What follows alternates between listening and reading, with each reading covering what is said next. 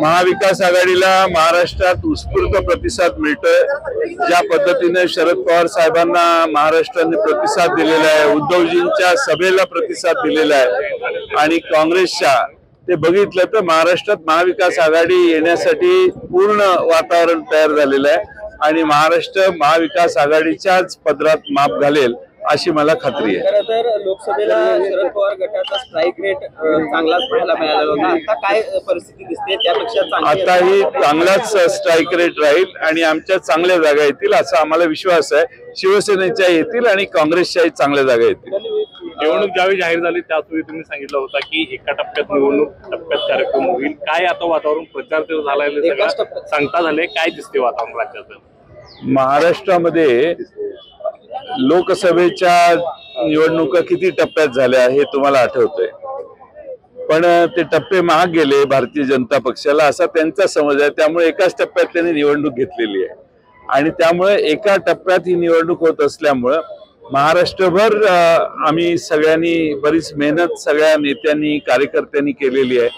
आमच्याकडे साधनं कमी आहेत, संपत्ती कमी आहे, आमच्या बाकीच्या यंत्रणा वापरण्याची जी समोरच्या बाजूने तयारी आहे तशी आमची तयारी नसताना देखील महाराष्ट्रातल्या जनतेनं आम्हाला उचलून धरलेलं आहे असं मला वाटतं। तर भाजपकडून देशभरातील नेते प्रचारासाठी महाराष्ट्रामध्ये होते, मात्र अखेरच्या टप्प्यामध्ये ते कुठं दिसले नाहीत, काय कारण असं वाटतं? कारण त्यांना भीती वाटते की हे बाहेरचे लोक जास्त आले तर महाराष्ट्रातली लोक त्यांना मान्य करत नाहीत।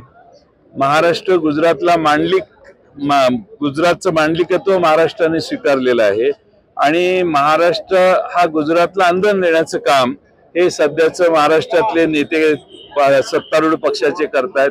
ही आता महाराष्ट्राला पूर्ण खात्री आहे आणि तो समाज अधिक दृढ होऊ नये म्हणून काही लोकांना परत बाहेर पाठवण्यात आलं असं माझा अंदाज आहे। तर पुढचे 2.5 दिवस नंगा नाच किंवा एकूणच निवडणूक आयोगावर तुम्ही देखील नाराजी व्यक्त केली आता आपल्या भाषणामध्ये, काय नेमकं चित्र दिसते? गेल्या 2 दिवसापासूनचा दाखला दिला तो नाही, ज्या पद्धतीने वेगवेगळ्या ठिकाणी सर्रास सगळ्याच गोष्टी चालू आहेत हे बघितलं तर मला वाटत नाही की निवडणूक आयोगाने आपलं काम व्यवस्थितपणाने केलेलं दिसतंय। फार मोठ्या प्रमाणात महाराष्ट्रात संपत्तीचा ओघ चालू आहे, प्रचंड खर्च चालू आहे, म्हणजे फारच पलीकडे चित्र गेलेलं आहे। काल मुश्रीफ साहेबांनी गैबी चौकामध्ये जी सभा घेतली त्यामध्ये तुमचा उल्लेख केला, मला तुमची काळजी आहे, तुमचाच करेक्ट शंका त्यांनी व्यक्त केली। मी तो मुद्दा विसरलो भाषणात, पण माझा कार्यक्रम करणं शक्य नाही हे त्यांनाही माहिती आहे आणि माझी जनता मला नेहमी पाठिंबा देणारी जनता आहे आणि आता मी खरं म्हणजे माझ्या मतदारसंघात एका सभेला जाणार होतो, पण इथं एवढी प्रचंड गर्दी बघून मी माझं भाषण लांबवलं आणि 6 वाजताच्या आत एका मतदारसंघातल्या गावात जायचं होतं। त्यांची इच्छा होती मी त्या गावात गेलेलो नाही म्हणून यावं म्हणून, पण मी जाऊ शकलो नाही।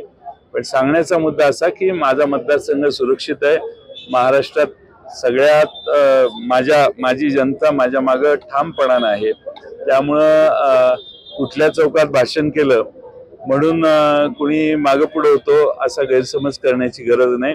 उलट रामाच्या समोर माझं शेवटचं भाषण झालंय, राम आमच्या पक्षात आलेला आहे, समजने वालों को इशारा काफी आहे। या निवडणुकीमध्ये जे कॅम्पेनिंग झालं ते लाडकी बहीण या योजनेवरती झालं, तर कारण त्यांना सांगायला दुसरं काहीच नाहीये। भारतीय जनता पक्ष, एकनाथ शिंदेची शिवसेना आणि अजित पवारांचा राष्ट्रवादी काँग्रेस हे त्या लाडक्या बहिणीला ओढायला लागलेत। प्रत्येक जण ओढून घेऊन हे मीच केलं असं सांगायचा प्रयत्न करत होते। महाराष्ट्राच्या लक्षात आलं की लोकसभेच्या नंतरचे यांचे उपद्व्याप आहेत, त्यामुळं महाराष्ट्रही लक्षात घेतलं की हे सगळं यांचं नाटक फक्त 2-3 महिन्यासाठी आहे। हे महाराष्ट्रातल्या आमच्या भगिनींना कळलंय।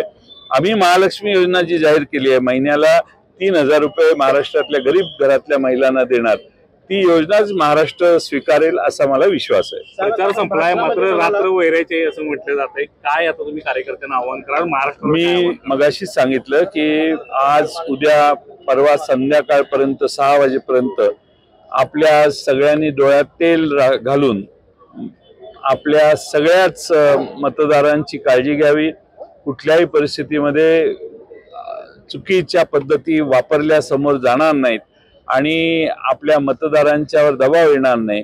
साम दाम दंड भेद वापरणारे पुढची लोक आहेत आणि त्यांना महाराष्ट्रातल्या सगळ्या कार्यकर्त्यांनी सतर्क राहून तोंड द्यावं आणि ही निवडणूक यशस्वी करावी, एवढंच मी राष्ट्रवादी काँग्रेस किंवा महाविकास आघाडीच्या सगळ्या कार्यकर्त्यांना आवाहन करतो. अशाच ताज्या अपडेटसाठी महासत्ता न्यूजला सबस्क्राईब करा.